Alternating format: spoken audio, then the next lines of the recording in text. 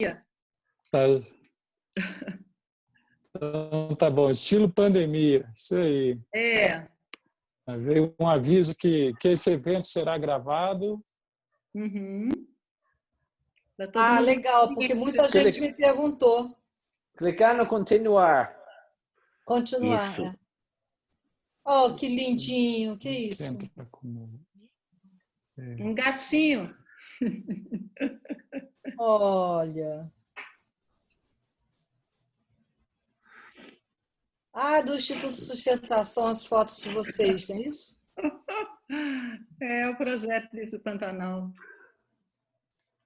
É uma marca bem lúdica para as crianças brincarem, tá vendo? Lá tem todos os bichinhos, a onça, a ariranha, o peixe, as aves, tudo que a gente trabalha no projeto. Um minuto, né? Peraí. Um minuto.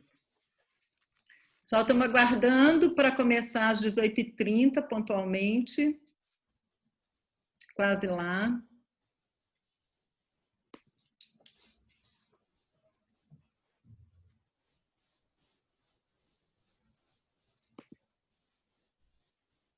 Saulo, consigo passar os slides daqui ou você passa aí?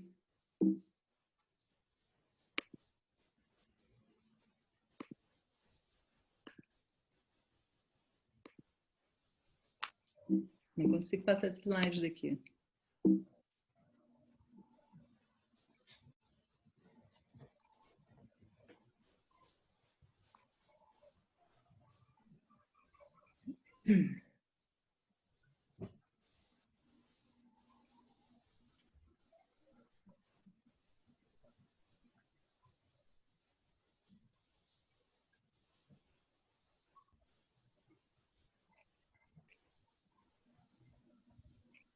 Olá, pessoal, boa noite.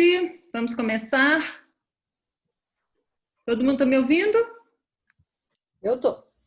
Sim. Tudo certo aí? Sim, tudo certo. Vamos lá. Ok, 18h30 vamos começar, segundo bloco do webinar, a importância da conexão com a natureza pós-pandemia, criatividade e colaboração. Obrigada pela presença de todos, especialmente aí dos nossos 3 convidados, a Amélia Gonzalez, jornalista Amélia Gonzalez, ao professor Marcos Nakagawa, professor Naka, posso chamar assim, né, Naka, fica mais fácil, e o Marcos Ortiz. Então, gente, agradeço muitíssimo a vocês 3 por aceitarem estar aqui com a gente, né? A gente sabe que agora está essa loucura de lives e eventos virtuais aí o tempo inteiro, uma concorrência danada. Então, eu sei que está todo mundo muito ocupado com, né, com essa nova forma aí de fazer eventos. Agradeço muito, muito mesmo a vocês 3 aí por estarem aqui com a gente, tá bom? Essa atitude colaborativa, né, dos 3. Muito bacana mesmo, obrigada. Então, gente, eu vou só entrar rapidinho, fazendo uma contextualização aqui do Instituto Sustentar e Bichos do Pantanal, para logo em seguida a gente passar aí ao início, né, de fato, deste webinar. Então, acho que eu não consigo passar essa apresentação daqui. Saulo, passa para mim, por favor.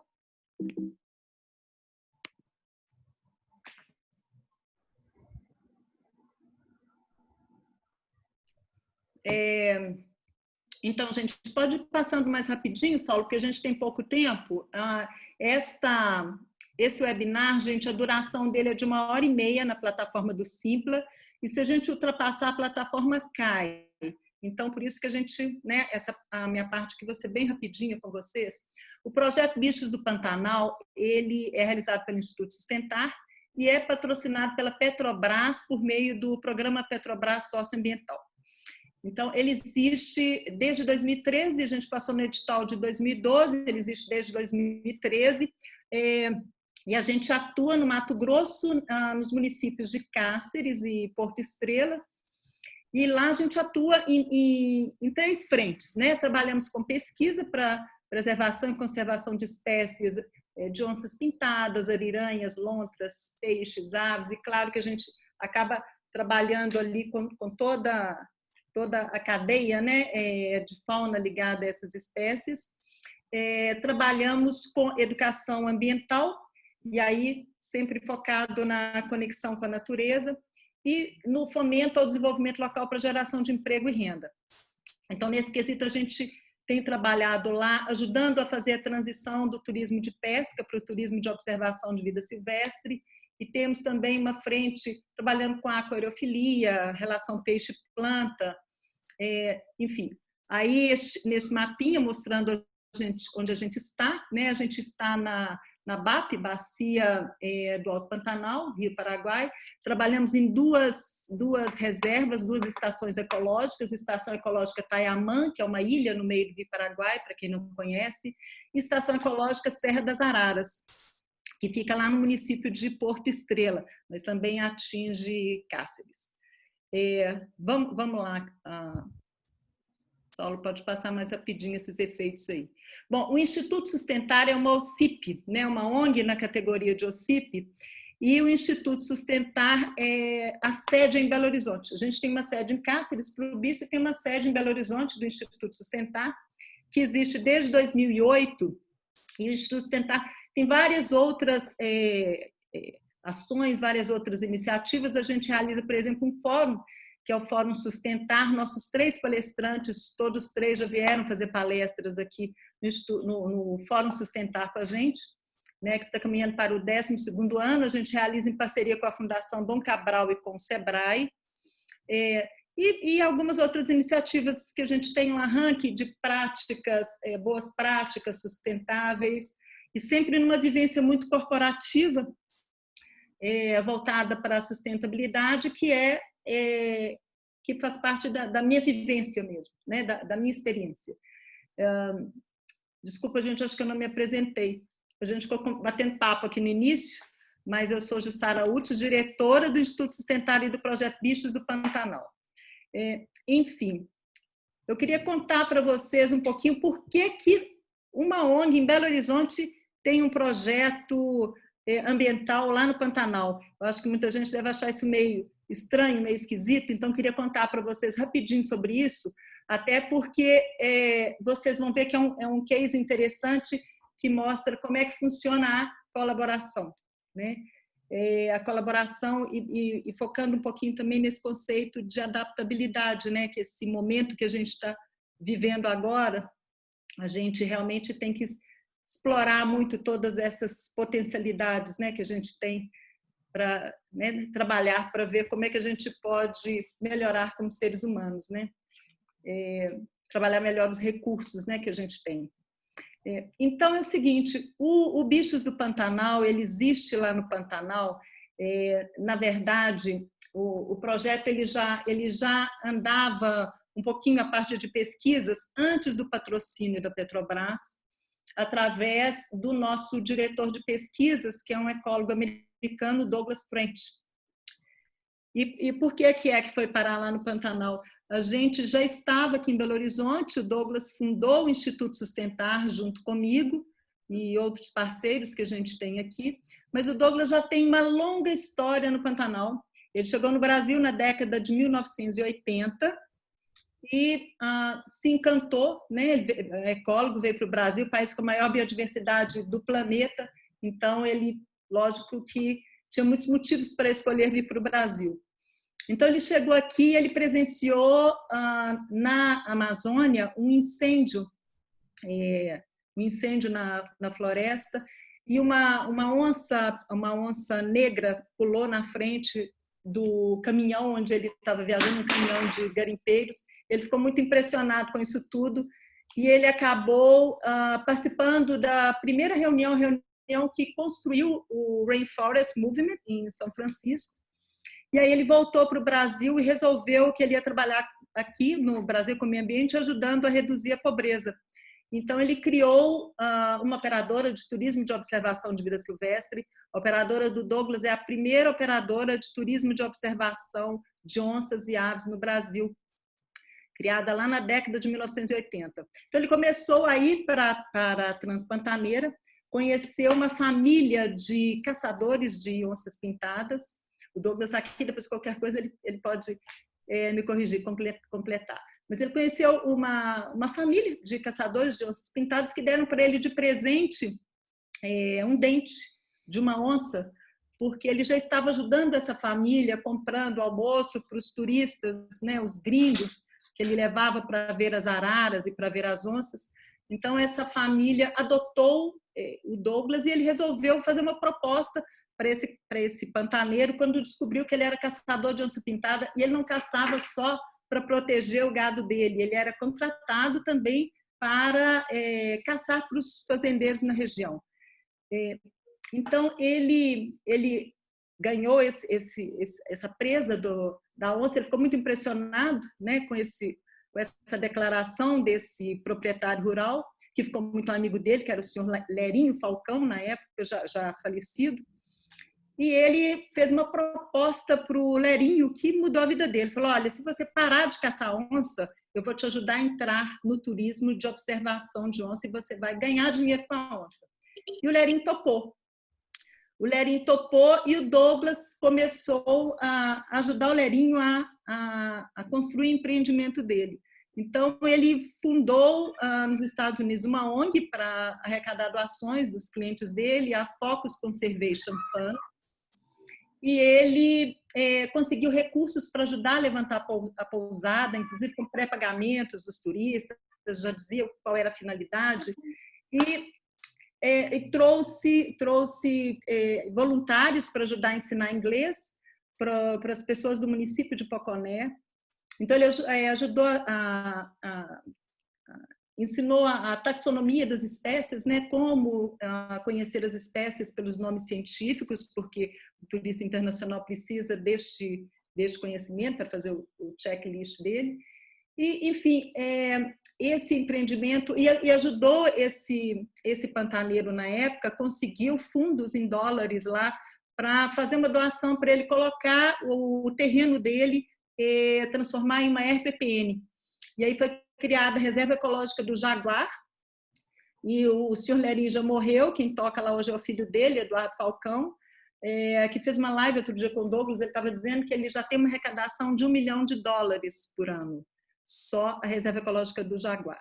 E acontece que o Douglas continuou capacitando guias na região, com binóculo, luneta, ensinando inglês, taxonomia, e trouxe mídia internacional para conhecer esse projeto. Então, ele trouxe BBC de Londres, New York Times, National Geographic. Se você entra lá no site www.jaguarreserve.com, você vai ver no About Us, Focus Conservation Fund, e toda a mídia internacional que eles receberam e que ajudou a divulgar muito esse projeto para fora. Então, ele achou que já tinha... Enfim, e também conseguiu voluntários para colocar energia solar, escola para os pantaneiros. E aí, ele achou que a missão dele já estava cumprida, e em 2005, ele transferiu a pesquisa dele para o município de Cáceres, porque, na verdade, ele estava ali fazendo turismo de observação, mas sempre trabalhando com pesquisa de observação de onças e pesquisa de onças pintadas, né, através das manchas, né, do padrão de manchas, de pintas das onças, fazendo um registro das onças pintadas da região. Então, ele transferiu essa pesquisa para Cáceres, achou que a missão dele já estava cumprida, entregou esse projeto para os pantaneiros e mudou-se para Cáceres do Pantanal, em 2005. Em 2008, eu conheci o Douglas, a gente fundou o Instituto Sustentar, ele sempre teve um vínculo grande com Minas Gerais, com Belo Horizonte. Então, criamos o Instituto Sustentar aqui, e quando saiu o edital da Petrobras, em 2012, nós resolvemos fazer uma proposta de um projeto neste edital e resolvemos propor um projeto no Pantanal, que é a pesquisa que o Douglas já tocava lá. De Ariranhas, ele faz parte do grupo de especialistas, Otter Specialist Group, da UCN, né? Que é a União Internacional de Conservação da Natureza. Então, criamos o projeto Bichos do Pantanal em função das pesquisas do Douglas, que inclui também toda a parte de avifauna, e temos parcerias com universidades locais, e a nossa principal parceira é a Unemat, Universidade do Estado do Mato Grosso, que faz um trabalho incrível junto com a gente, e aí a gente tem os coordenadores da parte de ictiofauna, que são da Unemat, e temos parceiros internacionais também, né, como a Universidade do Kansas, nos Estados Unidos, onde ele se formou, que está sempre enviando voluntários para nos ajudar também nesse trabalho lá. Então, aí tem algumas imagens da nossa educação ambiental focada em conexão com a natureza. Foi uma proposta que o Douglas trouxe também. Ele faz parte do grupo internacional da plataforma Children Nature, do Richard Louv, que foi contemporâneo dele na Universidade do Kansas, e trouxe essa proposta de trabalhar a educação ambiental com esse foco da conexão com a natureza. Então, lá a gente leva as crianças para trilhas e matas com binóculos, com luneto. O resultado é incrível, é surpreendente. Deixa eu ver o tempo aqui. Acho que o Marral pode falar 2 minutinhos, Marral. 2 minutinhos aí para a gente já passar a palavra para os nossos palestrantes. Olá, boa noite. Todos me ouvem aí? Sim. Meu nome é Marral Massavi, sou coordenador, como a Jussara mencionou, da parte de educação ambiental.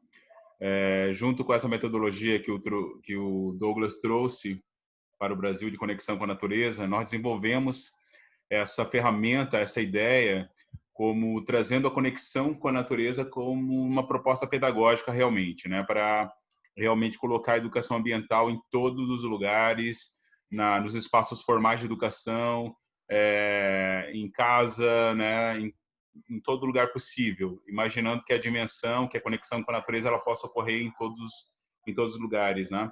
E pensando também que essa conexão ela vai despertar na criança essa sensibilização, o seu pleno desenvolvimento e realmente criar despertar, né, no indivíduo, no sujeito, essa relação empática com o mundo natural, que hoje é algo que se perdeu, né? Nós temos esse grande desafio hoje de resgatar empatia com outros seres humanos, empatia com o mundo natural. Então, o projeto ele tem esse objetivo, esse grande objetivo, né? Um grande desafio, nós sabemos disso, né? Então, nós temos, como foi mostrado e a Jussara apresentou muito bem, essas questões, essas atividades, né? Todo esse potencial que o Pantanal tem de trazer e mostrar para as pessoas e para as crianças o quanto a biodiversidade ela é estimulante, ela pode garantir esse desenvolvimento e pode também levar as pessoas, não só os moradores daqui da região, mas a uma reflexão maior, uma reflexão de espaço, de pertencimento, de identidade. Então, são atividades que nós buscamos realizar aqui. E agora nós estamos já nessa parte, nesse momento, né, desenvolvendo algumas atividades voltadas para as crianças realizarem em casa, né? É um grande desafio, né, a realização da educação ambiental nesse momento, mas justamente também nós pensamos que é um momento de grande reflexão, principalmente para a gente pensar não só a educação ambiental, mas a educação como um todo, né? Sobre que mundo a gente quer, como a gente quer mudar isso, que educação nós queremos daqui para frente. É isso, obrigado. Ok, ótimo, obrigada, gente. E só complementando, a gente já... O projeto existe de 2013 a 2015, deu uma parada e retornou, segunda metade de 2018, já impactamos mais de 100 mil crianças diretamente, mais de 500 mil pessoas indiretamente. As nossas redes sociais, por favor, sigam. Bom, então vamos dar início aqui agora com os nossos palestrantes. Eu vou chamar a Amélia. A Amélia é uma jornalista especializada em ecodesenvolvimento. Ela criou e editou o caderno Razão Social do Jornal Globo, que eu amava esse caderno, super bacana, uma pena ter acabado, né? E criou também, e teve uma coluna no site G1. Atualmente ela edita seu próprio blog, o blog Ser Sustentável, que eu indico fortemente também para todos aí. Vamos lá, Amélia. Então, muito obrigada, Jussara. Eu sinto muita falta do Razão Social. Uma coisa.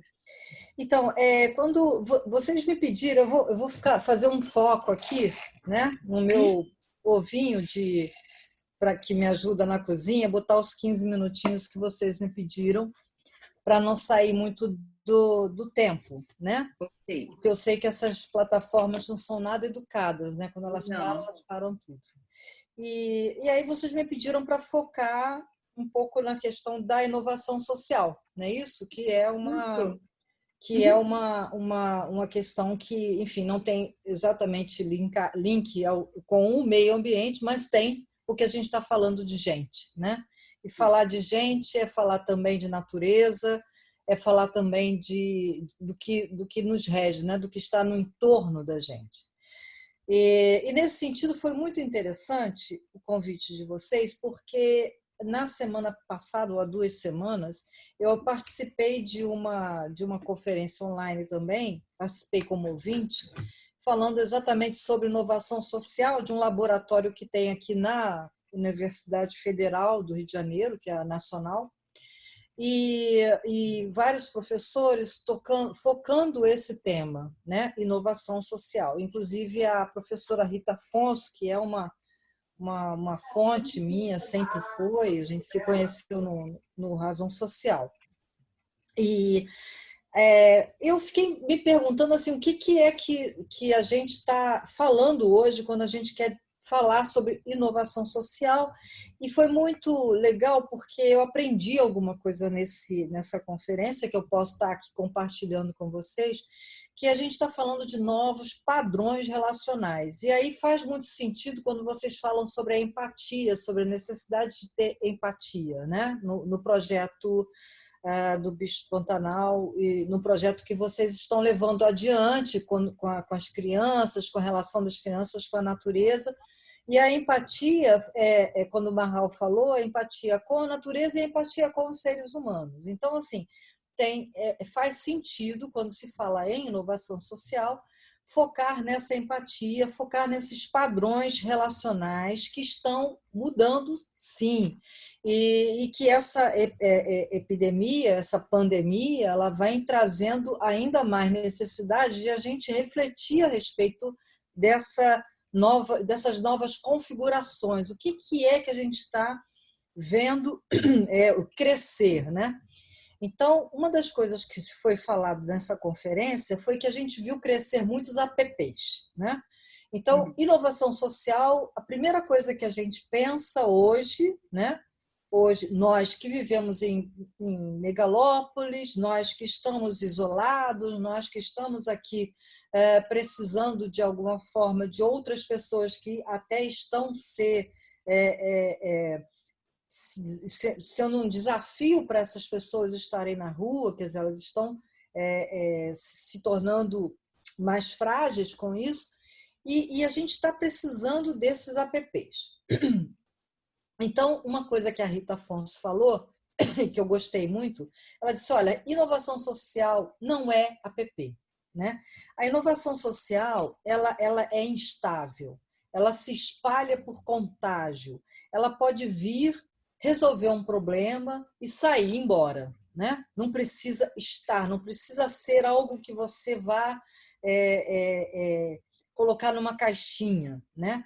Ela pode se adensar, ela pode ser feita por 1, por 2, por 3, por 4, ela pode ser feita por um coletivo, né? Então, o que precisa, na realidade, quando eu fico pensando dessa forma, né? E, sobretudo, uma das coisas que ela falou que eu gostei muito, não precisa de escala, né? Porque a gente sempre ouve isso, né? Inovação social, bacana, a pessoa que inventou a máscara que tem vamos lá, que tem um produto especial contra coronavírus, vamos dizer. Não, mas ela precisa ter escala para vender. Não precisa. A inovação social é o sujeito e a criação, né? Ou os sujeitos e a criação, né? E isso daí foi uma forma muito interessante de perceber isso, até porque nós não estamos falando, e aí uma das questões que aconteceu nessa conferência, uma das questões que veio forte, e que eu peguei para mim, porque faz parte das minhas reflexões também, é com relação a individualismo igual a egoísmo, igual enfim, igual a não vai dar certo, né? O que é isso? O individualismo ou o humanismo, né? Nós estamos vivendo esse momento de polarizações, né? E a gente está falando de humanismo versus individualismos? É isso, individualismo é isso mesmo? Não é assim que eu percebo. Eu sinto que o individualismo, a individualidade é necessária até para que haja criação. A pessoa precisa ter essa individualidade que eu vou traduzir aqui por potência, por autoconsciência, por conhecer seu próprio corpo, conhecer a sua própria maneira de lidar na vida, né? Conhecer suas próprias capacidades, se autoconhecer, para, a partir daí, você conseguir, inclusive, fazer melhor ou exercer melhor, ou exercer de uma maneira mais eficaz essa empatia, ou essa forma que você vai conseguindo em se tornando um forte, né? Um consciente, com condições de ter noção da sua potência, se tornar 1000, né? Ou se tornar 100, ou se tornar 2, e assim conseguir que aquele projeto ou aquela inovação, seja lá o que for, vá adiante, seja algo que você consiga colocar na roda, né? Então, nesse sentido, eu fiquei pensando mais, quer dizer, e assistindo algumas coisas a respeito dessa nova concepção de social, né, se a gente pode dizer assim. Eu não gosto muito da palavra nova, porque eu acho que, de alguma forma, a gente já vem pensando isso há tanto tempo, né? Eu acho que é uma coisa que a gente pode falar de umas diferenças, né? Digamos que a gente esteja refletindo sobre essa questão das inovações sociais, sobre essa questão do ser humano estando no social, estando no mundo, né? Estando nessa sociedade que hoje se vê vitimizada por um vírus, né? Vitimizada no sentido assim, estamos todos aqui, né? Num isolamento, quer dizer, não todos, como eu já falei, né? Há aqueles que são chamados os guerreiros, que vão para a rua até para comprar coisas para a gente, né? Há os próprios profissionais de saúde que não estão isolados, enfim. Mas nós que estamos aqui isolados, a gente está vivendo também um mundo de muitas contradições, essas contradições sociais, né? Que deixam a gente com um olhar, de vez em quando, com um olhar muitas vezes muito espantado, né, daquilo que a gente está vendo, até mesmo dessa relação desse humano, né, com esse meio ambiente. Eu hoje escrevi no meu blog, o blog Ser Sustentável, né, alguma coisa sobre uma situação que está acontecendo aqui no Rio de Janeiro, né, e que tem a ver também, em parte, com esse social do qual estamos falando, né? Que é uma floresta que tem 200.000 árvores, 14 espécies em extinção e uma capacidade de conseguir reter a água da chuva de uma forma sensacional. Essa floresta fica no meio da Zona Oeste, e é ladeada por vários bairros, entre eles a Deodoro, que é um bairro muito quente. Enfim, existe essa floresta e alguém decidiu que ali ficaria muito melhor, em vez de floresta, um autódromo, né? A floresta se chama Floresta de Camboatá. Muito bem. Há coisa de, sei lá, um mês eu venho recebendo dessas redes sociais, né, que estão também contribuindo para fazer surgir essas novas, esse novo momento social para a gente, que é essa rede social, mas o fato é que eu venho recebendo. E assina aqui, por favor, a petição, não ao autódromo de Camboatá, papapá. E anteontem, se não me engano, ontem, uma juíza resolveu cancelar a audiência pública que iria colocar essa possibilidade da construção do autódromo, ou seja, uma pequena vitória, né? Mas essa pequena vitória foi exatamente o quê? Tá bom, tem o nome lá da juíza, a juíza que deu deu lá o veredicto dela, não, vamos adiar, que é isso, a gente ainda não está no momento de pensar nisso, ainda mais numa pandemia. Agora, você imagina se numa pandemia dessa, que já mostrou, né, que esse vírus, obviamente, vem causando riscos sanitários, né, e vem com riscos sanitários, o aquecimento global causando riscos sanitários frequentes. No meio disso tudo, resolve-se cortar 200 mil árvores. Besteira. Muito bem. Tem a história da justiça, sim, mas o que mais me deixou impactada, o que mais me deixou feliz, foi justamente porque houve essa união, digamos assim, né? Houve uma petição onde quase 9 mil pessoas assinaram virtualmente, né? Em que essas pessoas estão imbuídas do desejo de falar não ao autódromo e sim ao verde. Então, o que foi, na verdade? Para mim, foi essa vitória de uma mobilização social, né? E eu acho que, quando eu venho falando dessa inovação social, quando eu venho falando dessa aparente dicotomia, que não vejo assim, entre o indivíduo e o humanismo, né? O individualismo e o humanismo, na realidade, quando eu venho falando disso, a gente fala de mobilização social, e que bom que a gente está falando disso agora, né? E que bom que a gente possa dar consistência dar caldo para esse tipo de reflexão, né? Porque tem um momento de uma excelente palestra que o Pepe Mujica deu. Ele agora, não sei se vocês sabem, mas ele é articulista, né? Ele tem uma coluna no site DW, e o Pepe Mujica fala sobre essas contradições sociais, né? Dizendo que vão impor, de alguma forma, outros mecanismos, né, de distribuição, outros mecanismos de empatias, né, outros mecanismos para a gente, sendo trazido por essa pandemia. E no fim dessa palestra, ele diz que alguém um dia disse para ele assim: o socialismo nunca vai dar certo, porque o ser humano é mau, né? E ele se pergunta isso, ele deixa essa pergunta no ar nessa coluna dele, e eu também deixo essa pergunta no ar, né? Eu acho que se a gente trouxer a vontade de potência de cada um, se a gente trouxer o indivíduo, se a gente trouxer a consciência, né, a gente vai poder responder essa pergunta de uma forma básica. Não, o ser humano não é mau, nós somos diferentes, nós somos singulares, cada um é de uma forma, né? O que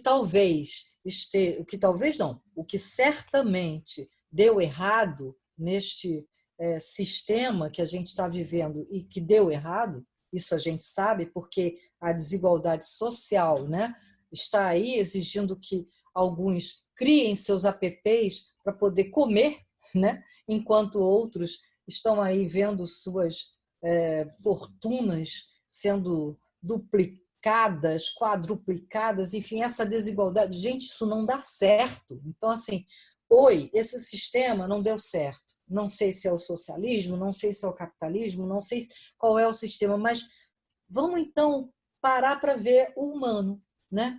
Eu gosto... Ó, meu cronômetro aqui batucando. Mas vamos parar para ver o humano, sabe? Vamos parar para perceber não só o humano, mas a relação que a gente tem com a natureza, a relação que a gente tem com... Eu, por exemplo, fiz uma escolha bem pessoal, bem singular, de não comer mais bicho, de forma alguma. Né? Mas é uma escolha minha, eu não posso obrigar ninguém a fazer a mesma coisa, entendeu? Mas é uma escolha. Então, assim, se cada um puder escolher, se cada um puder tirar de si, dos seus ombros, né, esse efeito gado, né, eu acho que a gente vai poder refletir melhor, e a gente vai poder entrar de cabeça nessa história da inovação social de uma forma muito especial e singular, né? Desses novos padrões que estão surgindo. É um pouco isso a minha contribuição que eu quero dar para vocês, e não sei se vai ter depois perguntas, enfim, eu estou por aqui e vou assistir todo mundo, tá bom? Muito obrigada. Obrigada, Amélia. Ótima contribuição. Acho que a inovação social pede que o mundo pede que a gente seja cada vez mais humanos mesmo agora, né? Com esse tempo aí esse tempo de incertezas que a gente está vivendo. Bom, gente, vamos ver se dá tempo para perguntas. Ao final, eu vou chamar agora o professor Marcos Nakagawa. Ele é professor e coordenador dos SEDs da ESPM, idealizador e conselheiro da ABRAPS, Associação Brasileira dos Profissionais de Sustentabilidade, especialista em sustentabilidade, responsabilidade social e meio ambiente. E o professor Naka é autor do livro 101 Dias com lições mais sustentáveis para mudar o mundo. Como a gente quer mudar o mundo, hein? Ele é ganhador do Prêmio Jabuti de 2019, fundador da SPM Social, ABRAPS, Instituto Marco III e Setor. Vamos lá, professor Naka, está com você. Muito obrigada, Jussara. Um prazer enorme estar aqui com tanta gente bacana aí. A Amélia acompanho também desde a época da Philips, né, Amélia, as nossas aventuras lá. E muito bom saber que você está aí também trabalhando e batalhando sempre pelo movimento. E acho que é muito legal. O que eu separei hoje é uma complementação, eu acho que deu certinho aí a nossa conversa. Tudo que a Amélia colocou é mais um esquenta aí para a nossa conversa aqui. E o que eu queria trazer é exatamente esse ponto, um dos pontos que a Amélia falou, né, que eu inclusive coloquei lá no meu artigo da Folha de São Paulo, que eu escrevo uma vez por mês lá no Empreendedor Social, que é a temática do normal, né? Porque o tema aí sempre é pandemia, pandemia, pós-pandemia, e pandemia para cá, pandemia para lá.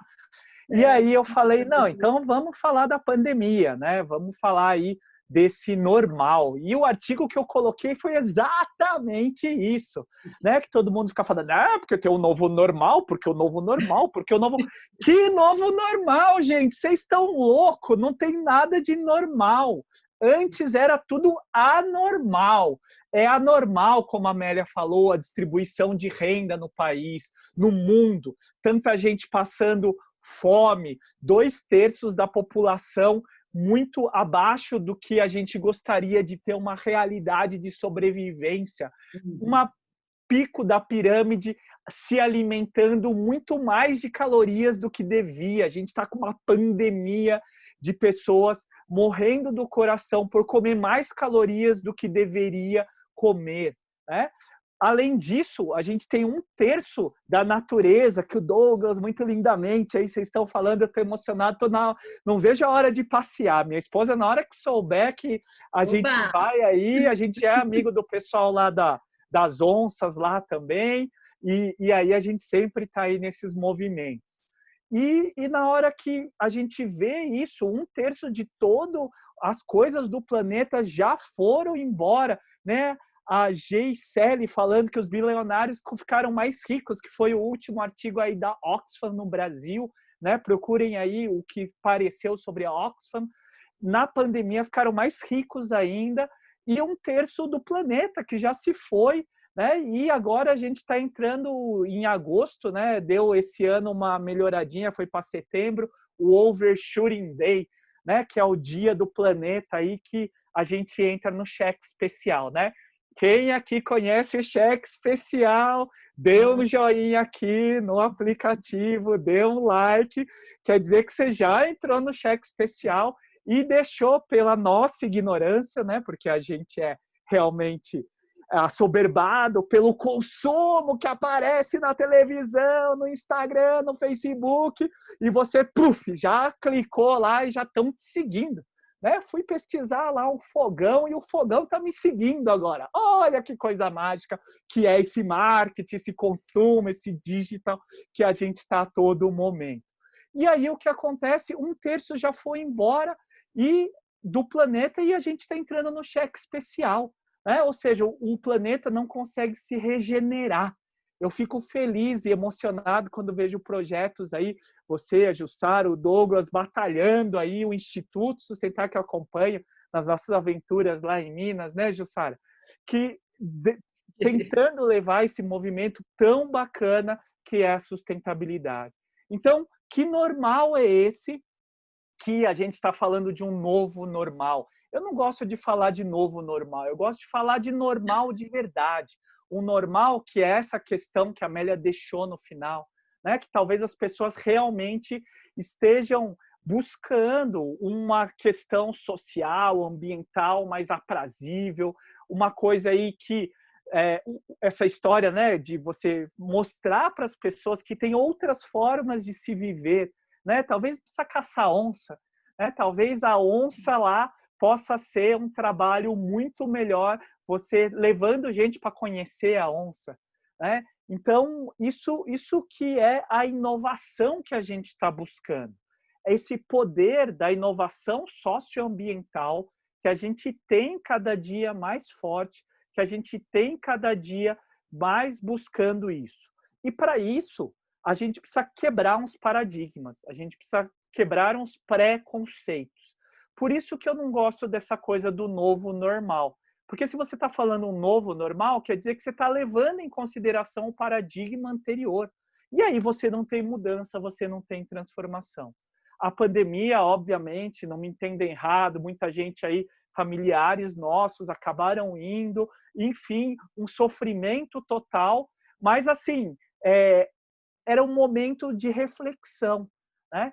E a pandemia em si é exatamente esse desgaste da natureza, esse não cuidado do ecossistema, vírus, bactérias, está lotado aí, gente, em qualquer lugar, em qualquer movimento, em qualquer bicho, né? Eu não sou biólogo, eu sou marqueteiro de nascença, publicitário, né? Que eu uso essas ferramentas exatamente para tentar levar essa ideia. E aí, o que a gente tenta é exatamente pensar esse ecossistema de uma forma muito mais formal, muito mais decente.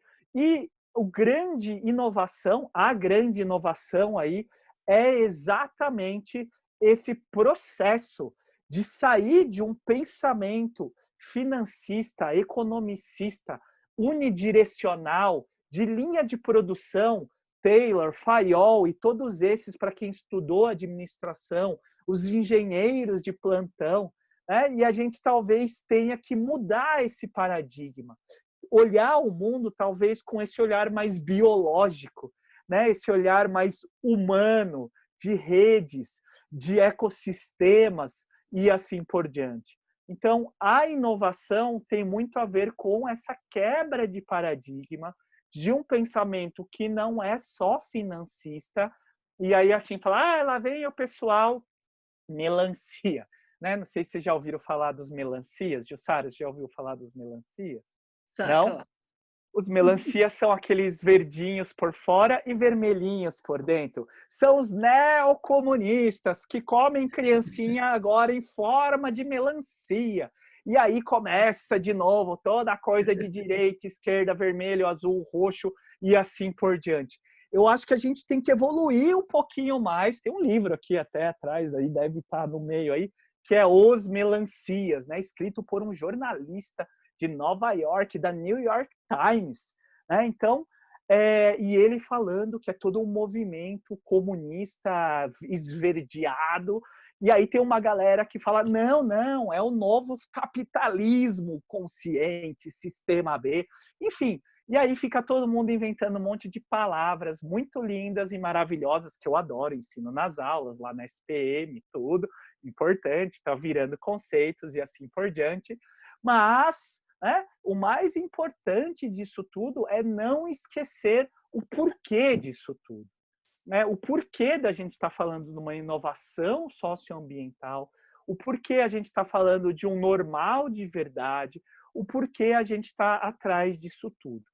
E quando os alunos começam a chegar assim nesse processo todo, o que acontece é ai, Naka, né, que o pessoal me chama de Naka, eu não sei o que eu vou fazer, eu tô meio sem propósito, né, que agora o povo de RH adora falar propósito, que é a palavra da moda, né, os marketings, não, nossa marca tem propósito, agora a gente defende os LGBTQI+, agora a gente defende os verdinhos, agora, show de bola, eu fico muito feliz, tomara que a gente, né, comece a usar isso efetivamente de uma maneira consciente. Ou seja, a gente precisa repensar esse modelo, a Cláudia está falando aqui, né, de um pensamento ligado à natureza, não só como consumista e financista. A gente tem que agregar valores ambientais e sociais. John Elkington, há mais de 25 anos atrás, falou do tripé da sustentabilidade, o tripé ambiental, social e econômico. Desculpa aqueles que são mais ambientais, mais sociais, mas na realidade que a gente vive, não dá para chegar e virar canos, né? Dar aquele clique, ou como Malthus falava, acabar com a metade da população e começar tudo de novo. Não dá para zerar um capitalismo existente hoje com a maior parte dos mais ricos e mais poderosos do mundo mandando nesse movimento, nessa metodologia e tentando manter o status quo. Talvez a gente tenha, com todo esse movimento, inteligência que a gente tem, trazer os conceitos do capitalismo, porque é o existente, é o vigente, é o que está na cabeça dos baby boomers, dos presidentes das empresas, dos diretores das empresas, não da maioria, óbvio, tem as suas exceções, a gente está vendo nas propagandas, mas na sua grande maioria tem esse pensamento mecanicista, taylorista, Fayol, de linha de produção. A gente precisa agregar nesse valor, nessa mentalidade, as questões ambientais e as questões sociais. A gente tem que entender que a gente está dentro de um ecossistema que, na maioria das cabeças das pessoas, tem um pensamento, Roseli, infelizmente antropocentrista, né, que já dizem que é o nosso maior paradigma aí, que está mudando o status do planeta, né, que a gente já está nessa nova era, mas talvez a gente tenha que usar essas ferramentas para poder mudar o sistema ou trazer um normal de verdade, com mais inclusão social, com mais questões ambientais dentro do próprio sistema. E eu acho que, assim, a apresentação da Jussara e do Douglas foi exatamente, talvez, esses modelos que a gente está precisando, né? Os empreendedores socioambientais, que a Amélia também escreve muito bem, sempre está falando aí, os inovadores sociais, as cleantechs, as fintechs mais ESG, né? Environment, Social and Governance, né? Os grandes investidores agora falando dessas temáticas, ou seja, tem todo um movimento para isso. E para isso a gente precisa usar desses conceitos a partir do nosso movimento, né? Eu não sei quantos minutos eu tenho aqui, eu acho que eu tenho mais 10 minutos, mais ou menos, né? Eu dou aula, né, gente? Vai me avisando aí, Jussara. Eu adoraria, hein, Marcos, porque tá muito bom, mas realmente seu tempo tá indo, né? De finalizar. Da próxima vez, se você quiser, eu te empresto meu ovinho. Tá aqui. Obrigada, velho. Eu comecei aqui no 19h04, são 19h16. Ah, ok, pronto. Isso. Então, aí o que acontece é exatamente isso, né? Tem mais 3 minutos, então. O que acontece é que existem alguns modelos que estão aparecendo. Eu acho que esse modelo que vocês mostraram e que vai complementar aí é muito bacana mesmo, né? Que o Mahal mostrou aí muito bem. Ou seja, como a gente usa desse modelo existente do capitalismo, como a gente traz exatamente essas questões dos investidores com mais ESG, né? O Bruno está falando aí, trazendo mais empresas para isso. Mas no nosso dia a dia é muito bonito, né? Ficar falando, professor, vem na palestra aqui, fala nas aulas, é muito bonito.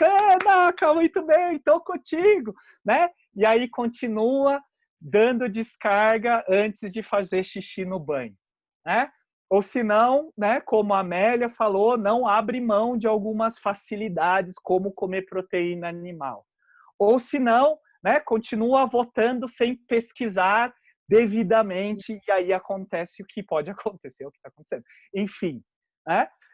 Ou seja, a gente precisa ter essa nossa atuação, como a Cláudia muito bem está me pautando aqui, parece, né? Ela está colocando que é exatamente trazer isso para o nosso dia a dia. Trazer isso numa decisão simples, que é a decisão que eu falo para os alunos nesse meu 1 minuto. Gente, quem quer ir no cinema? Eu quero ir no cinema, vamos no cinema, vamos no cinema, legal, vamos. Primeira pergunta, qual que é o filme? Segunda pergunta, quem vai pagar? Porque eu convidei, vocês vão falar, o Naka vai pagar. Ele convidou, e aí acabou nisso. Nessas 2 perguntas, já fomos no cinema. Ninguém veio me perguntar, a gente vai de Uber juntos, a gente vai de metrô, vai de ônibus, a gente vai naquele shopping lá que o teto é verde, que reutiliza a água, que pega comida e faz compostagem. A gente não vai naquele shopping que, se você for de uma cor diferente, se você for de escola pública, você não pode entrar, que se você estiver amamentando no meio do shopping, vai vir um guarda e falar, senhora, guarde seus peitos aí, Tem que ir lá na área reservada para isso, ou seja, social e ambiental. Será que em todas as suas decisões, no seu dia a dia, você está pensando no seu impacto social e ambiental? Minha pergunta fica aqui. Muito obrigado. Foi muito rápido, Jussara, mas 19 no meu... Obrigada, Naka. E a plataforma. Já vou chamar aqui o Marcos Ortiz, nosso próximo palestrante. Marcos Ortiz é coordenador de projetos de governança na Rainbow Brasil. Doutorou-se em Sociologia e Educação de Adultos na Unimunster, isso mesmo que pronuncia. Foi professor adjunto na UFLA e atua como professor convidado do IP para Liderança e Sustentabilidade.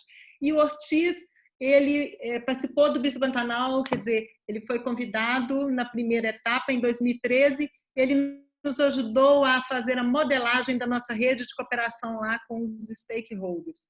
Vamos lá, Ortiz, está com você.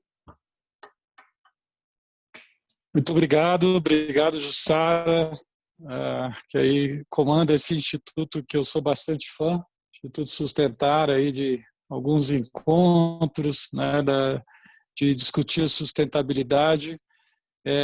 A você, ao Douglas, meu grande abraço aí, saudade do Pantanal, saudade do Douglas, aí a gente trabalhando com observação de aves e mindfulness e atenção plena na natureza. Mas estou aqui com um grande prazer, saúdo aí meus colegas que me antecederam, que me ajudaram muito, mas como sempre ficar por último é aquela responsabilidade de sustentar o nível, sustentar o bastão no mesmo nível, no mínimo, e poder a gente tratar de um assunto que complemente ao que aconteceu, para a gente não se repetir. Então, vou considerar também muito contemplado e alinhado ao ponto que Naka trouxe, especialmente aí nesse olhar, para que esse novo talvez não é tão novo assim, E a Amélia trouxe uma questão muito importante da empatia, que a gente precisa tocar um pouco mais na relação com a própria natureza, nas nossas relações, A pandemia, o coronavírus, nos trouxe um desafio muito claro de escancarar a nossa cara que nós estamos bastante interconectados mesmo, Você vê que um vírus começou a ser conhecido em dezembro e ele, em pouco tempo, isso é uma velocidade maior que a tecnologia também trouxe e os acessos, ele estava mostrando ao mundo todo que tudo está ligado.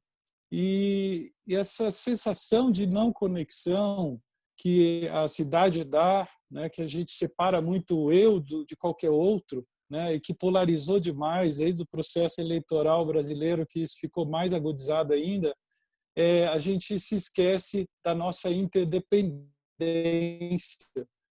E, de alguma forma, uma das lições que o processo da pandemia, o isolamento social trouxe é pensar sobre a nossa interconectividade, a nossa interdependência das coisas. E eu tenho que sempre chamar a atenção, e vocês trouxeram, e a história do sustentar sempre me emociona muito, porque se a gente, primeiro ponto, se a gente não conservar a natureza, como é que nós vamos nos relacionar com ela, né? Então, ter sempre um pé de apoio à conservação, né? Como vocês que fizeram um trabalho de ligar com comunidades, com pessoas que trabalhavam usando a fauna dentro de um sistema econômico que às vezes é descompensado e depaupera, né? Diminui a biodiversidade do local, para que as pessoas consigam viver bem, talvez viver bem melhor, e fazerem então uma conversão daquilo que antes era usado, que poderia degradar muito mais, para um processo de cuidado, de conservação, e ser valorizado por isso, porque a própria conservação se torna, vamos dizer, o mecanismo e o objeto de tanta gente que quer ir, quer encontrar, quer curtir, quer tomar conta. E a gente, né, eu trabalho com metodologias, especialmente com diálogos, e a gente faz muito trabalho de colaboração. Foi um prazer ter estado com o Sustentar lá, trabalhando aquela primeira rede, né, que foi pensar a relação, né, do turismo de observação, o ecoturismo, com as outras implicâncias, outras dependências dentro de uma esfera municipal e talvez regional, no Pantanal. E eu agora estou trabalhando, você citou aí também, pela Humble, mediando e facilitando processos da reparação do Rio Doce. Então, está entre, vamos dizer, a delícia que é trazer para o ambiente conservado as pessoas, adultos, como eu já fiz aí com Douglas, faço aqui, faço com Neluce, da gente trazer para a natureza pessoas para terem sim uma referência de educação no sentido de ter conteúdos aqui da vida das árvores, ou seja, aprender a relação das árvores com as outras árvores. A ciência está cada vez mostrando que, inclusive, os vegetais se comunicam, os animais, o nosso ser ali inserido, então todos os nossos relacionamentos com aquele meio físico, com aquela paisagem, vai fazendo com que a gente, então, possa abrir espaço tanto para absorver novas fontes, ou seja, para entrar novas possibilidades, inputs e conteúdos para desenvolver o conhecimento, como também a gente usa numa observação de árvores, numa caminhada de meditação, de desenvolvimento da atenção plena, igual a gente faz aqui onde eu estou. Até eu peço ao pessoal da técnica, enquanto eu vou falando, colocar a foto aí, onde eu estou passando a pandemia, e às vezes a gente traz grupos para cá para isso. Adultos focados nas questões, por exemplo, do masculino, adulto querendo aprender formas colaborativas que a gente desenvolveu aqui também na relação. Há quase 15 anos atrás, teve um projeto aqui na região que a gente veio mapear quais eram as riquezas desse lugar que eu estou. E as pessoas costumavam dizer, mas aqui não tem riqueza, não tem atrativo. E por um monte de questões do tempo, eu acabei vindo parar aqui e estou aí escondidinho, bem no meio da foto, já vai ser projetado. As relações que vão se formando quando a comunidade, como a Amélia falou, né, cria, sem uma preocupação com escala, a possibilidade de fazermos colaboração. E fazermos colaboração implica, né, naquilo que o NACA traz do econômico, do social e do ambiental, e é só pelo mecanismo colaborativo que a gente faz. A natureza, às vezes, ela é competitiva, e foi bem enganamente entendida com os leitores mais enviesados, né, do darwinismo, que ela está só competindo, ela está o tempo todo colaborando, né? Então, dividir redes para a gente colaborar, criar redes para a gente se colaborar e criar possibilidades locais, microlocais. A foto não entrou, né? Só ficou a pasta. É porque eu ia a partir daí contar uma boa historinha. Se puder voltar, a gente volta. Depois, então, a gente tem um um olhar que vai, então, voltando para a conservação e vai voltando para a possibilidade, em se tendo na natureza, o contato com a natureza, aí os parques, hoje as hortas urbanas têm impressionado muito a mim, em como há uma busca em reconexão com outras formas de relacionamento com o mundo, com estar no mundo, que vai muito além só de um ser humano para outro ser humano, né? Toda essa sociobiodiversidade, esse palavrão, quer dizer a gente acolher todas essas diferenças. Agora, acima de tudo, a gente tem tido agora muitas pancadas sobre o direito ambiental e a gente percebe, né?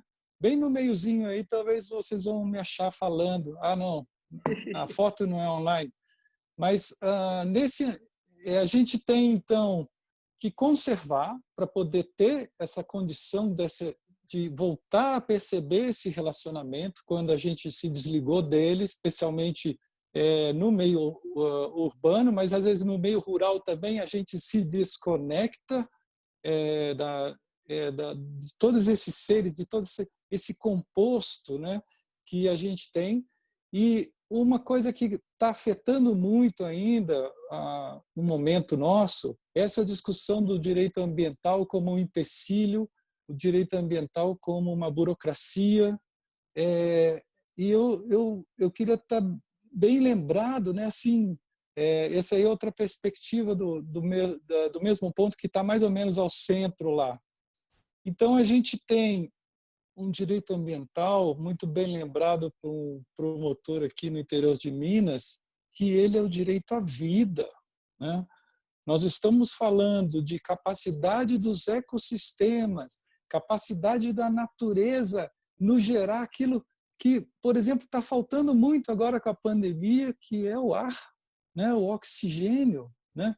E reconhecer que esse direito ambiental está aí para nos garantir o direito à vida, eu acho que é um aspecto importante para a gente, vamos dizer, desarmar toda essa sociedade que talvez nós erramos pedagogicamente como levar esse direito para que ela conhecesse. Foi muito punitivo numa perspectiva de uma diferença social, como vocês ressaltaram, que ataca muito mais o pequeno pescador, às vezes, o pequeno agricultor, e abandona aqueles grandes impactos, aqueles grandes desastres e outras degradações que a gente vem presenciando. Então, primeiro ponto, o que está posto, por exemplo, esse ambiente que vocês estão vendo aí, é relativamente conservado, né, bem recuperado, se formos ver foto dos anos 70, e poder trazer pessoas para cá igual a gente faz, com grupos temáticos, grupos que querem um pouco mais de atividade física, subir a montanha lá atrás, um pouco mais a pé, com o pé apertado, mais forte, um ritmo mais forte, não. Simplesmente subir muito vagarosamente para criar espaço, já que nosso tema também é criatividade. Não é possível criar sem espaço. Então, a natureza é conteúdo, as relações biológicas, nossos relacionamentos, as questões científicas são cruciais e a gente também promove encontros e caminhadas de grupos científicos, que aí você tem uma produção a mais de conteúdo, onde o conhecimento vai sendo trocado e vai sendo confirmado na relação com a natureza. Aí nós estamos absorvendo mais conteúdo, mas também as visitas, a hora que fica em silêncio, como o nosso grande Douglas faz ali, para aprender a começar a permitir que os pássaros se manifestem próximos de nós pelo ouvido, pelos outros órgãos do sentido, até chegar à visão. São momentos também cruciais que a relação que a gente tem com a natureza vão gerar para criar espaço. Aí criar espaço para ver que a gente pode sim colaborar, que a gente não perde nada, e aí todos os mecanismos e hoje as metodologias disponíveis para organizar a colaboração, que muitas vezes as pessoas se revoltam contra a colaboração, mas porque ela não foi estruturada, não foi organizada, aí ela não leva a resultados e as pessoas se desanimam. Mas, acima de tudo, primeiro, esse princípio básico. isso aqui me permite a viver, né? A mim e a todos os seres humanos, né? A interconexão das coisas que estão vivas aqui e do meio físico, nesse microambiente, elas estão também no mundo todo.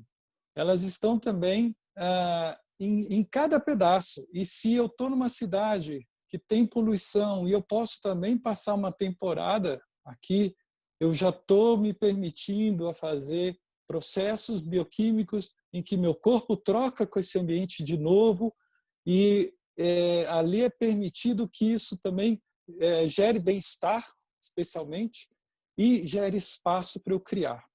Que cada vez mais, dentro desse estresse que nós fomos criando, né, naquilo que é normal, mas concordo com o Naka, quase nada normal podia ser aquilo, de tão doentio que a gente foi se associando a essa correria do estresse, né, e que a gente precisa, então, deixar acontecer, seja onde for, nos parques municipais, nos espaços verdes dos municípios, mas também, quando possível, num ambiente mais aberto como esse. Pode voltar a imagem para cá, da gente estar carregando grupos, trazendo iniciativas de grupo, de uma estruturação de base comunitária, onde a comunidade é fornecedora de microserviços ou de alguns serviços que compõem a presença entre você reconhecer a sociobiodiversidade, em que tem o valor a natureza, mas tem o valor também a economia, tem o valor o conhecimento tradicional, tem valor o esforço e o que cada um sabe dar nesse ambiente para mantê-lo assim, e às vezes ir melhorando ele. Eu tenho aqui uma agrofloresta que tem sido, agora começou a ter visitas aqui para a pessoa conhecer a agrofloresta, que está numa fase ainda inicial, além de uma área de mata bem recuperada, em que a pessoa vê como eu posso olhar esse solo de uma outra forma, e a gente vai se associando então com pessoas que experimentam a sintropia, a agrofloresta, a agroecologia, enfim, nós podemos sim voltar com muita seriedade a reconhecer esse direito à vida, que é a conservação ambiental, das formas particulares, privadas, estatais. Meu tempo acabou. E, ao mesmo tempo, a gente não precisa jogar fora no sentido das conquistas humanas, das conquistas que a sociedade fez, mas elas podem ser muito mais aproveitadas e adequadas para que as nossas experiências, tanto só de um aprendizado suave, mas de cura, de espiritualidade, de observação da paisagem, enfim, da multiplicidade de usos que nós podemos fazer só de estar em ambientes naturais conservados, e aí sim abrindo espaço tanto para o aprender mais, mas para o ensinar e para costurar possibilidades colaborativas que é muito necessária nesse nosso mundo, em função até da nossa espécie cada vez ficar melhor e ter um bem-estar. Era por enquanto isso aí. Agradeço o espaço e fico à disposição para a continuidade do debate. Obrigada, gente. Então, vamos abrir aqui o debate. Tem só uma perguntinha aqui do Bruno Pacola, fazendo link com a fala do Marcos, do professor Naka, sobre a questão das escolhas do consumo. Estou perguntando para o Douglas qual a porcentagem de turistas que visitam Pantanal para ecoturismo e que realmente exige esse compromisso socioambiental dos serviços prestados pelas pousadas, passeios. Douglas, você está aí? Pode responder? Opa! Sim, está me ouvindo? Sim. Sim. Quando eu comecei, eu cheguei no Brasil em 1980. Em 1981, eu criei uma companhia de turismo de natureza. Era o primeiro do Brasil. Aí a minha ideia é de usar isso para ganhar fundos para tirar pessoas de pobreza e preservar a natureza, as metas da minha vida. Aí eu comecei no meu marketing de falar que eu vou usar meus lucros para meus clientes prospectivos nos anos 80. E as respostas que eu estava recebendo era: nosso preço não pode ser mais um pouco mais racional, mais baixo, Se você parou de fazer isso, aí o que aprendeu? Fica com a boca fechada e faz meu trabalho. Daí eu comecei esse trabalho que Jussara contou e recentemente, eu estou 40 anos com essa companhia agora, eu já sou velhinho. E só nos últimos poucos anos, quando eu falo para clientes perspectivos que eu estou fazendo esse trabalho, minha história, pessoas me falam que eles estão viajando comigo por causa disso. Mas eu realmente não acredito que a grande parte dos turistas estão demandando que tem sustentabilidade, que tem os pousadas fazendo coisas sustentáveis. Isso não entrou na clientela de turista ainda, não. Muito pouco. Ok. Infelizmente. Bom, gente, eu não sei por quanto tempo a plataforma continua. Enfim, queria voltar aí para os três, para cada um fazer. Saulo, quanto tempo temos ainda? 8 horas. Quanto? Até as 8 horas. Ah, ok. Então, eu queria voltar para os nossos palestrantes aí, para eles fazerem mais uma colocação. A gente vai ter um sorteio de um kit do projeto ao final. Daqui a pouco a gente anuncia. Mas queria voltar para os nossos palestrantes aí. Vamos lá, Amélia. Tá bom. Vamos lá. Vou botar aqui o meu ovinho. Vou falar mais uns 5 minutos.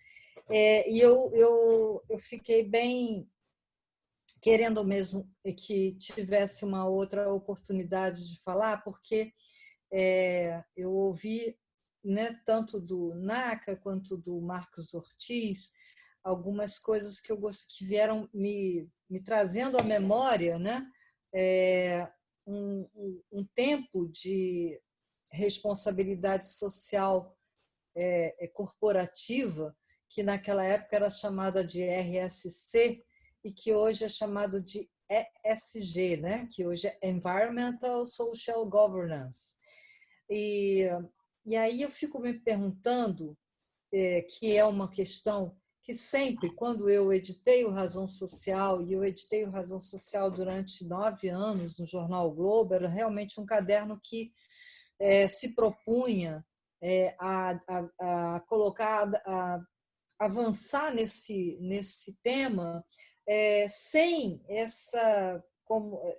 como disse o NACA, né, que a gente faz assim, tudo muito bonitinho, a gente vem aqui e fala das siglas, fala das questões todas, e é tudo muito bonitinho, mas tem uma questão, que não se consegue de jeito nenhum chegar a um consenso, né? Que é conservar ou preservar. É necessário conservar, é necessário preservar, ou conservar ou preservar, não, desculpa, que é conservar, preservar ou desenvolver, né? O que é necessário? O que está... Isto é um imbróglio, que quando a gente lá atrás, e eu comecei o Razão Social em 2003, desde então, a gente colocava isso como um assunto completamente resolvido, né? Não existe, até mesmo segundo John Elkington, que foi aqui citado pelo NACA, né? Não existia nenhuma contradição entre essas duas coisas, conservar, preservar ou desenvolver, né? Na verdade, o John Elkington, eu não sei se vocês sabem, mas ele está revendo o Triple Bottom Line, né? Ele declarou isso recentemente.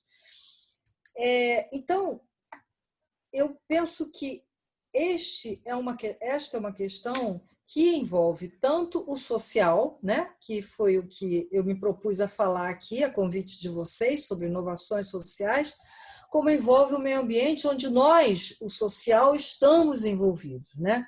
Então, assim, o que é isso? O que de fato a gente está querendo quando a gente fala que é necessário desenvolver, né?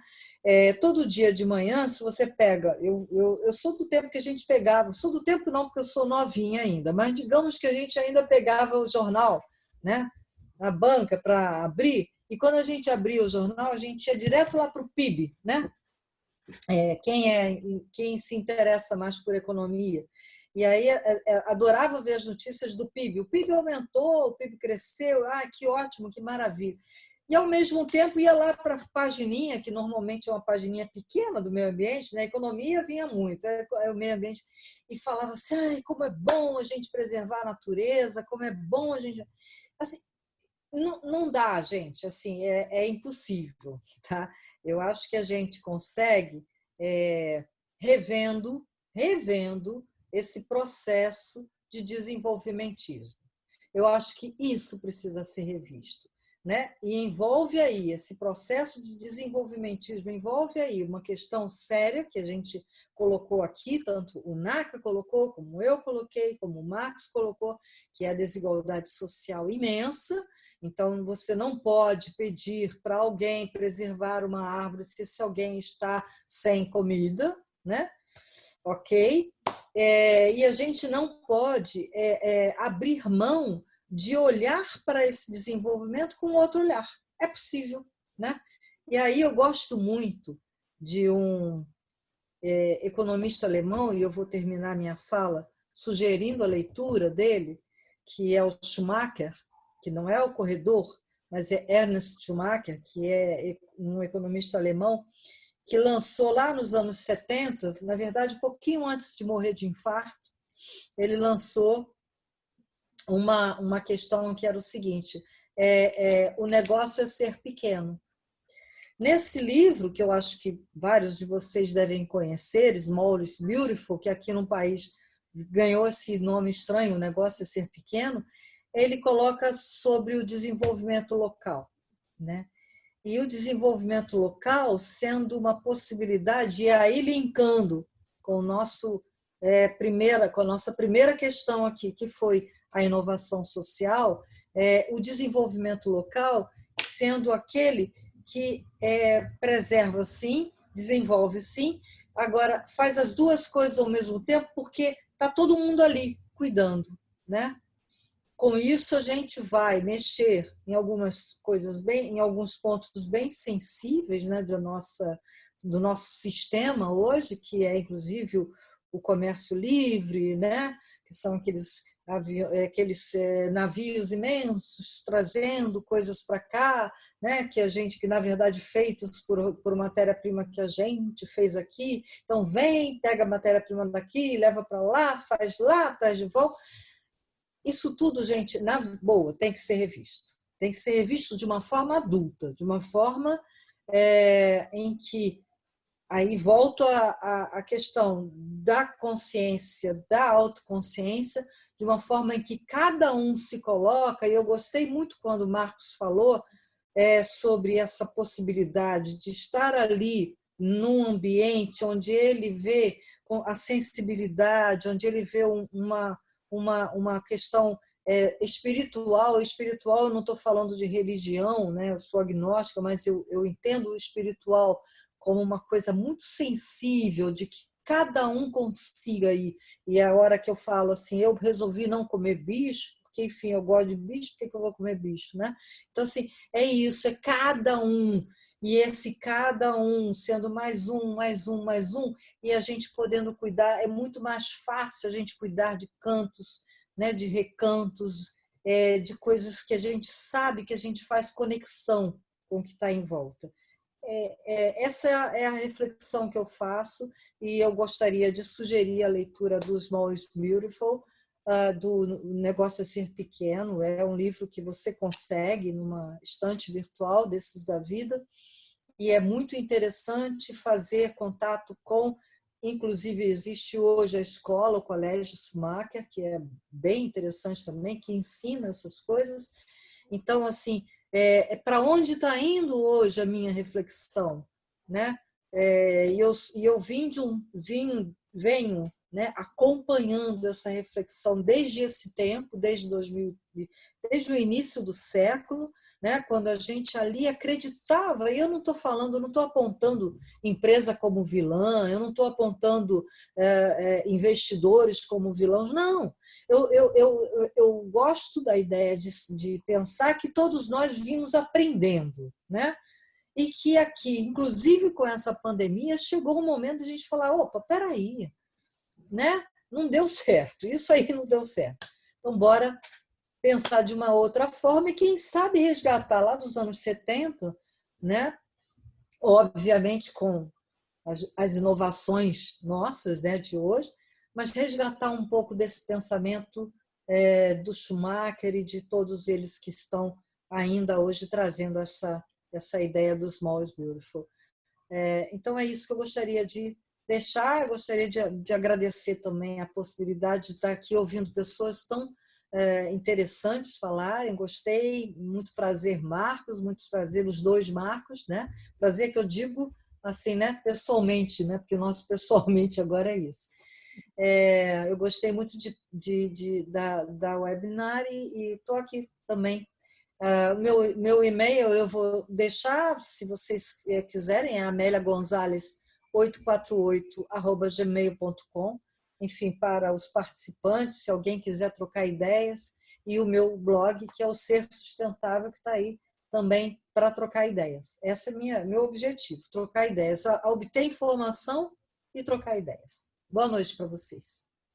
Muito bom, Amélia, muito inspirador. Coloca seu e-mail e o blog Ser Sustentável no chat aí para o pessoal. Ok. Concordo, small is beautiful, so beautiful. Marcos, Naka, tem uma pergunta aqui para você, do Bruno, perguntando se você está mais otimista com os fundos de investimentos, se os investidores estão, de fato, exigindo empresas mais comprometidas com ESG. Muito bem, Bruno, muito obrigado. Eu acho que realmente as empresas agora, né, quando você vê uma BlackRock, que é o maior fundo de investimentos do mundo, falando do ESG, você vê uma XP que está comendo todos os outros pequenas bancas aqui de investimentos no país, colocando uma executiva para cuidar só disso. O próprio Santander, os bancos começaram a falar que já tinham isso antigamente, ou seja, se começa a pôr luz. Obviamente, tem muita gente que fala que isso é para uma nova economia, né? Então a gente vai trocar os sabonetes e os shampoos por uma outra coisa, e aí esses grandes investidores já entenderam isso, talvez seja a carne que não é carne, né? E aí o modelo de consumo que é questionado por muitos ativistas é que continua o mesmo. Né? Você continua consumindo mesmo que seja só planta e tendo que plantar em vastas áreas e derrubando matas tão lindas aí que o Marcos colocou, né, para poder atender a demanda. Esse livro que a Amélia colocou é bem legal, né? Esse movimento do minimalismo, de você ter o mínimo necessário. Eu acho que é um questionamento e, como a Amélia colocou muito bem, a gente viveu aí, está vivendo, né, 4, 5 meses dentro desse não consumo. O que muitas empresas estão muito com medo é que depois da pandemia, nesse novo não normal, as pessoas continuem mantendo esse não consumo, né? E aí a economia, como era antigamente, vai quebrar se for dessa brincadeira. E eu acho que o principal ponto, para finalizar aqui a minha fala, é a questão da educação, né? Aqui no chat o pessoal debateu bastante aqui, o Gleison, a própria Cláudia, falando aqui sobre educação, a Viviane também, sobre essas questões da educação. Então, para mim, o básico é educação, e mais do que educação, é usar o consumo, né? Ou essa metodologia do consumo que a gente tem para coisas bacanas e fancies, né? Então, até então, fazer pão em casa era um saco, né? Agora é chique, todo mundo posta no Instagram, no Facebook, aposto que um monte de gente aqui já fez pão, cozinhou em casa e assim por diante. Né? Então, fazer hortinha em casa até então, falar que é isso, é coisa de quem gosta de abraçar árvore. Não, na pandemia, todo mundo... Então, talvez usar as metodologias de marketing, comunicação, os Instagram, os Facebook da vida, para ficar postando coisas bacanas, legais, como, né, uma viagem aí para o Pantanal, obviamente com todas as coisas mais sustentáveis, tralá, e começar a passar esse tipo de comunicação. Aquele sapato, aquele shampoo, né, todas essas coisas aí, legal, mas, né, hoje eu postei lá no meu no meu LinkedIn, lá um pessoal que descobriu um absorvente que degrada menos, tem um copinho, tem isso, tem aquilo. Sabe, a gente precisa começar a mostrar esses tipos de produtos para as pessoas ficarem com vontade, né? Não só fazer o yoga, que é legal também. Então, houve aumento do yoga, houve aumento de respiração, meditação. Legal, isso tudo é exatamente esse novo movimento. E para discutir mais isso, aproveitando também, já fazendo merchandise, afinal, eu sou formado em propaganda e marketing, eu montei aí toda uma plataforma que é o Dias Mais Sustentáveis, né? E esse Dias Mais Sustentáveis veio do meu livro, dos 101 Dias com Ações Mais Sustentáveis, que a Jussara falou, é uma continuidade. E agora nessa plataforma a gente está lá no YouTube, Facebook, Instagram e todas essas mídias digitais. E também vou, com permissão aí da Jussara, vou postar aí as várias páginas e links e os caminhos dos meus artigos no chat aqui. Então, Marcos, para dar a sua fala final aí, o Gleison fez uma abordagem aqui para você, dizendo que a sua ideia apresentada aí sobre a exploração do turismo de natureza nas cidades é muito válida. A grande maioria das cidades brasileiras tem áreas verdes. As prefeituras apresentam condições de desenvolver essas ações. É fundamental incluir a educação ambiental nas escolas públicas com mais força, pois corrigimos os mais velhos. É muito delicado. Quer comentar aí essa colocação do Gleison? Eu acho que assim, importante, mas eu tomo sempre um certo cuidado em a gente radicalizar e falar, bom, tem que só trabalhar lá nas escolas, lá, até porque as escolas públicas, eu trabalhei um tempão ajudando a melhorar a qualidade de escola pública, da gestão, inclusive, e até o ambiente físico delas são muito limitantes. Hoje pela tarde, no primeiro bloco dessa rede de webinário, né, do Instituto Sustentar, até os especialistas sobre educação infantil estavam falando da falta de espaço até para pequena atividade física, né? É claro que está na educação a grande chave, né? E para tudo, né? Para todas as questões, até para a pessoa reconhecer que a Terra não é plana, para a pessoa reconhecer que o vírus, de fato, tinha uma implicação importante. Então, toda a nossa função, nosso relacionamento com a biologia, com a vida, tudo, tem a ver com uma educação de qualidade e que deveria, de fato, ser merecida por todos e ser praticada em política pública bem efetiva, e que a gente vê escorregar, governo passa governo, vê escorregar, e até está escorregando muito ministro atualmente, mas tirando o que assim, há um aspecto que é trágico, mas há um aspecto muito, muito importante nesse momento, que é a gente ainda aproveitar todos esses ambientes, sejam eles micros, aonde a gente está, ou se for possível e viável economicamente visitá-los, e não tem que ser sempre por aquela coisa absurda e proibitiva.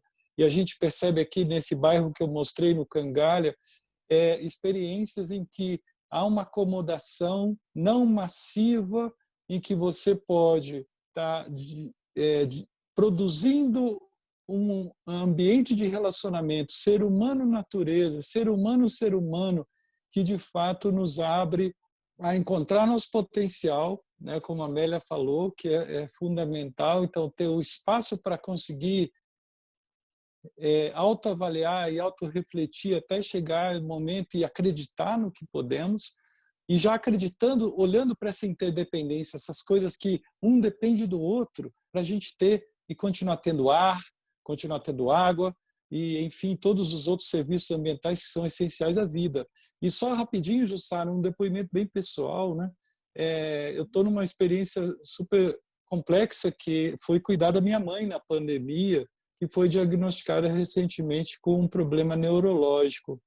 E eu consegui trazê-la do apartamento dela, lá de São Paulo, para ficar aqui no sítio, nesse ambiente. É impressionante até a pessoa que está passando por um processo mental complicado, vamos dizer assim, o quanto que a natureza, o estar e permitir alguns momentos da nossa vida, algumas horas dos nossos dias, tomar contato faz com que haja curas, curas no sentido de acalmar e você conseguir se inserir e ter uma qualidade de vida especial mesmo num caso de doença.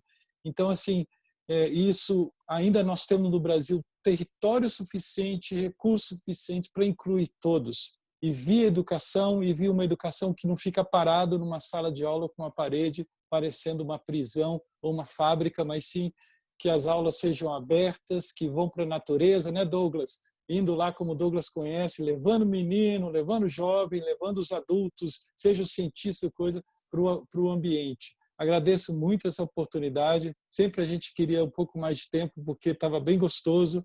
Né? Agradeço ao intercâmbio aí com os palestrantes e contigo, Jussara. Saudades e estou esperando vocês virem aqui. As siriemas estão tomando conta aqui do espaço. Estão entrando até em casa agora. Vamos Isso aí, Marcos. Isso aí, Marcos. Mas vamos fazer a caravana do Pantanal primeiro, hein? Gente, muito obrigada a todos, muito inspirador. Obrigada mesmo, palestrantes maravilhosos. Eu tenho que aproveitar aqui os 2 minutinhos finais, porque a gente prometeu um sorteio de um kit do Bispo Pantanal, com camiseta, havaianas, etc. Tem até uma máscara, olha, de proteção Covid, olha que bacana. Olha que bonitinha a máscara. Então, eu vou pedir... Até hoje eu tenho a minha havaiana do Pantanal. Tá vendo? Vou pedir a Milane, para nossa monitora, para anunciar aí a sorteada. Tá? Sortearam aí pelos números do Simpla. Milane, você está aí? Pode falar? É sorteada? Milane? Ela não está ouvindo. Ela está dizendo que não está ouvindo. Espera aí. Estão passando aqui para mim. Viviane Senger é a sorteada. Viviane está aí? Está assistindo? Bom, Viviane Senger, ok? Senger ou Senger, não sei como é que se pronuncia o nome. Mas é isso, pessoal. Agradecemos muitíssimo. A Viviane já se manifestou aí, tá aqui. A Viviane já se manifestou. Ah, ela se manifestou, não vi. Ah, que ótimo. Ok, Viviane, a gente vai enviar o seu kit pelo correio. Certo? Você é de onde? Pode colocar aí para a gente de qual estado você é? A gente viu no primeiro bloco que tem pessoas de vários estados do Brasil inteiro. Mas a gente vai entrar em contato. Bom, pessoal, vai cair a plataforma. Muito obrigada a todos. Fiquem todos guardadinhos em casa. Cuidem-se bem. E uma alegria muito grande estar aqui com vocês. Obrigada mesmo. Até a próxima. Tchau, tchau, gente. Valeu.